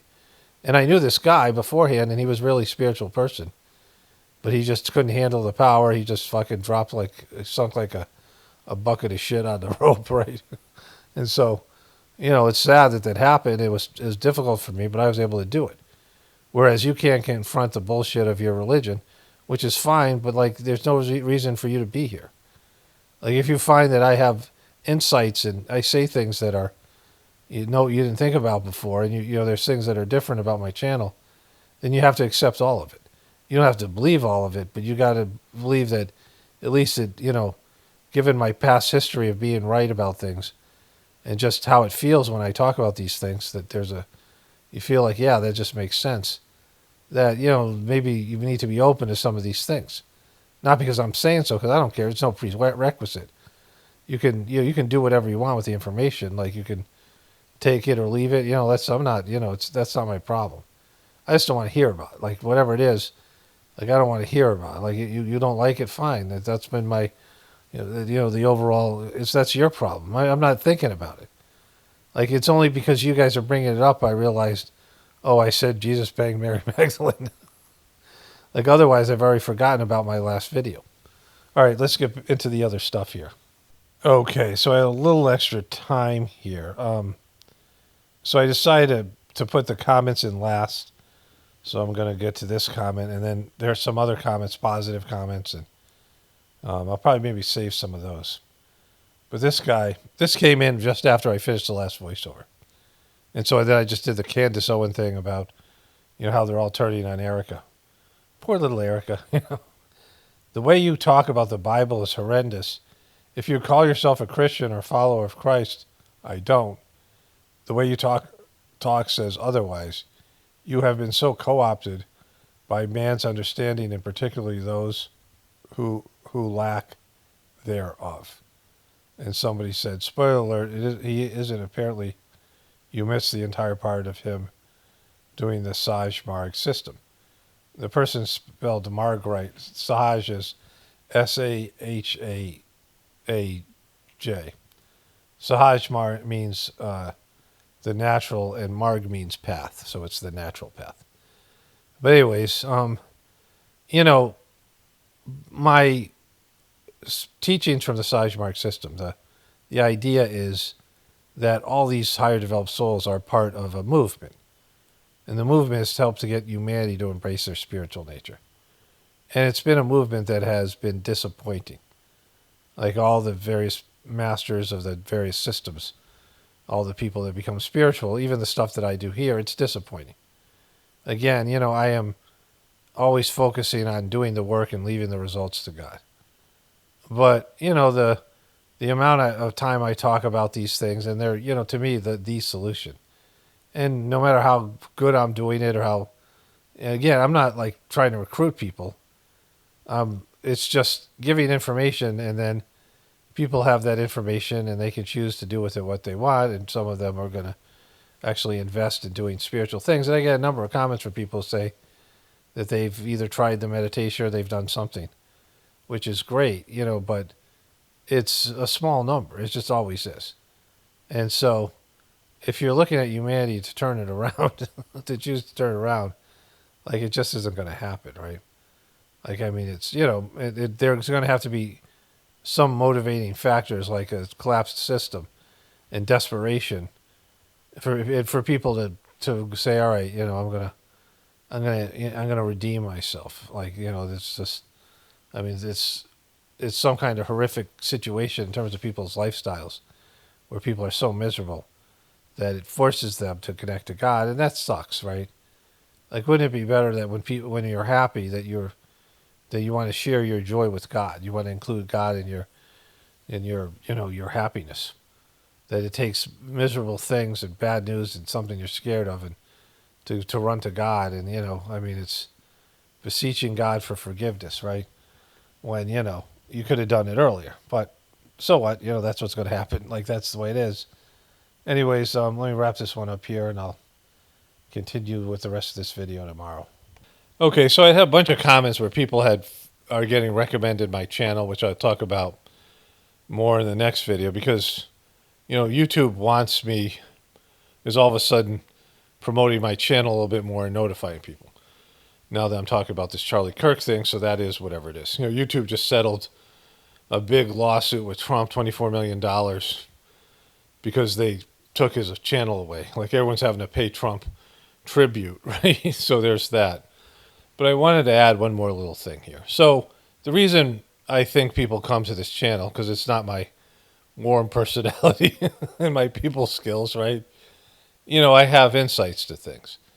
What I bring to the table as a person, I'm dyslexic and introverted and thoughtful, and I have this, these abilities. Like, I have some sort of an ability to disseminate this kind of information, especially the spiritual stuff, but all of it, right? See through the bullshit and just be able to see it in a way that you don't get from other people.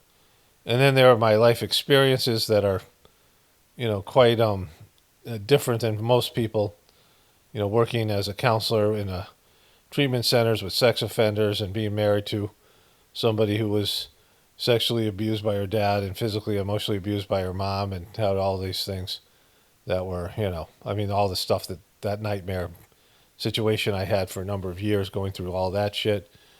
Living in India for 3 years, doing the spiritual practice, Saj-Marg, meditation and the transmission and receiving transmission, these things over the years. And I'm a kind of a unique person in that practice. And so I have a unique perspective from all those things, right? But in that first voiceover, again, people listening to this in Journey series, it's the voiceover you just heard. But the one that people who are listening to this on the video I'm making for today, to do with Charlie Kirk and this whole thing with Israel, that I knew about all those things. I knew about the Pharisee having a problem with Jesus. I knew why they had a problem with Jesus. And I said all those things. And then I asked Gemini, because ChatGPT just isn't, it's like, it's sucking right now. And using biblical quotes from Matthew and John, ChatGPT backed up everything that I said, came up with the same answers because Jesus became a spiritual person and he was a threat to Israel. He was a threat to the Pharisees, who were these elitists who looked down on the common folk and wouldn't, dare even associate with people they called sinners, but I'm sure they're doing all kinds of sick things behind the way that elitists and the so-called elite do shitty things. And Jesus was going to interfere with their money and interfere with their bogus teachings, because he was trying to make it about spirituality, about having a relationship with God, not all these bullshit rituals, not all these, social constraints and things that are not anything to do with your relationship with God, because he became a spiritual person. And so you're going to get a much more Jesus-like bunch of information from me because of that, me doing that kind of thing myself and having all the benefit of the knowledge that comes from the Sajmark system. And people come to listen to this stuff here, Christians, and, I'm not a Christian, but you're going to get more Christ-like information because it's coming from the source. When you make the move to spirituality, which most people resist and don't want to do, because it seems so much harder, all the things I've talked about in so many different videos, but in all that, it's just better, right? You rise up to a higher level. You rise up to another level, and you get information directly from God. And as you work with, the purification of your heart and making your heart an instrument to receive divine information. I mean, this is something that everybody can do. It's something that everyone has their certain style of communicating with God as you start to embark on your spiritual journey. But people just don't want to do it. And so it would be depressing to me if if I cared about it, like I just, the information's out there and people can do what they do, but they can make their choices, and most people are going to choose to do the lower. Even if the lower is religion or sinning or whatever it is, it's still the lower, right? One of the great things that Master Chargy said is the lowest part of the higher is still higher than the highest part of the lower. Meaning, if you're a spiritual person, you're on a complete different level, different plane. It's like you graduate from one thing, one level of consciousness, and you ascend to another. And so there's like a barrier between these consciousness, this movement. And once you cross that barrier, you're on a higher level, even if you're just a novice, even if you're a person just dabbling in spirituality, you're still on an entirely different plane of existence. And so you get this information from the material plane. I mean, you can be the greatest person in the world, the most successful person in the world, but if you haven't connected to the divinity within you and you're not on a spiritual path, and you're still lower than the lowest person who's on the spiritual rung, the people who are doing spirituality, because it's like you're on a totally different level. You've graduated from gross materialism to spirituality and mysticism and connecting to the divinity within you. And when you do that, you reveal these different answers, and you have these different ways of thinking about things, and that's what you get here because of that, right? And so, people are like, well, you're not basing this thing in Scripture. Yeah, because Scripture isn't nearly as good as connecting to God directly. It just isn't. Sometimes you can read Scripture and it can trigger your connection to God, but a lot of the Scripture is bullshit, and the Old Testament's just a piece of shit book. It's not about God at all. So, you're never going to have that when you have something that's not even good literature. It's not even good godly literature. It doesn't have any divine energy in it, right? Certainly the Old Testament, the New Testament will, but still, it's just not even that great of a book, right? And you're like, well, it's the Bible, it's the Word of God. Well, no, nothing's the Word of God. There's no Word of God. The Word of God comes through you, right? The Word of God is God's words coming into you, and your ability to be the best, cleanest conduit in presenting those words in the most unadulterated form. That's the Word of God. God speaks the Word of God, right? And you can speak through people. It just matters how good of a conduit you are, how evolved you are, how close you are to God, all these other things. Anyways, let me wrap this one up here. Only spirituality will save this world. It's paramount, definitely important for the apocalypse and the ascension. Everyone have a blessed day and be grateful.